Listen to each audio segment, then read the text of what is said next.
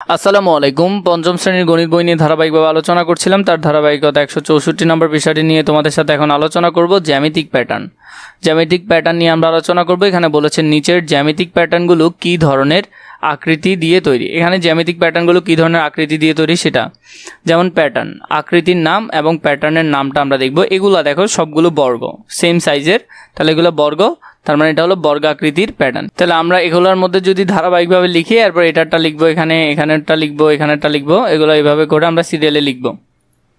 তাহলে প্রথমটা দেখো, বর্গটা গেল, বর্গটা সেখানেই পেলাম, এটা হলো কি সামান্তরিক। এখানে যেগুলো দেখছি এগুলো হলো কি সামান্তরিক। তাহলে সামান্তরিক আকৃতির প্যাটার্ন এটি।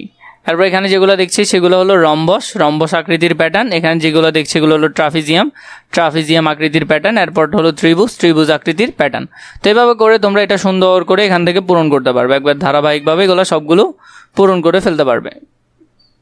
পরবর্তীতে নিচের জ্যামিতিক প্যাটার্নগুলো লক্ষ্য করি এবং পাশের ফাঁকা ঘরে অনুরূপ প্যাটার্ন আঁকি। এগুলার সেম প্যাটার্নগুলো আমরা পাশের ঘরে আঁকবো। এখানে কিছু কিছু সেম প্যাটার্নেরগুলো আঁকবো। তুমি কি করবে, এই সেম প্যাটার্নটা এই ঘরে আঁকবে, এই সেম প্যাটার্নটা এই ঘরে আঁকবে, আর প্রয়োজন নাই, এখানের মধ্যে এটাই আছে।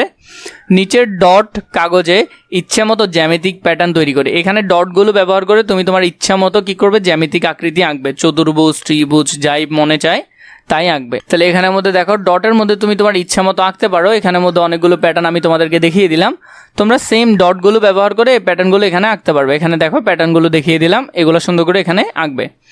পরবর্তীতে 2 নম্বরে বললো, আমাদের আশেপাশে বিভিন্ন বস্তুর জ্যামিতিক আকৃতির প্যাটার্ন খুঁজে বের করি এবং নিচের ছকগুলো পূরণ করি। বস্তুর নাম লিখবো এবং তার প্যাটার্নটা কীরকম সেটা লিখবো। তাহলে আমরা যদি চাই, প্রথমে দেখো মৌমাছির চাক, এটার প্যাটার্নটা হলো ষড়ভুজ আকৃতির প্যাটার্ন।